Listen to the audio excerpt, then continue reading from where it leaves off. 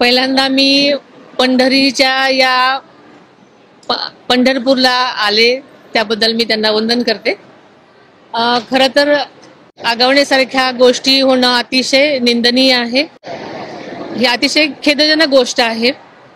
ह्या कधीच घडायला नको आहेत आणि अशा कुठल्याही चुकीच्या गोष्टीसाठी राष्ट्रवादी पक्ष कधीच बळ देणार नाही, कधीच पाठीशी घालणार नाही।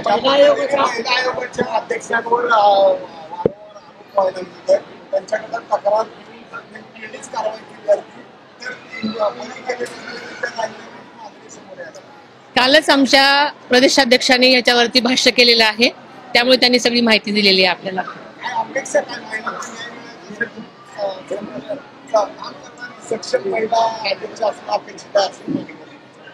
मला वाटतं याच्यावरती कालच आमच्या पक्षांनी त्यांची भूमिका मांडलेली आहे, त्यामुळे मला असं वाटतं की ते पुरे आहे।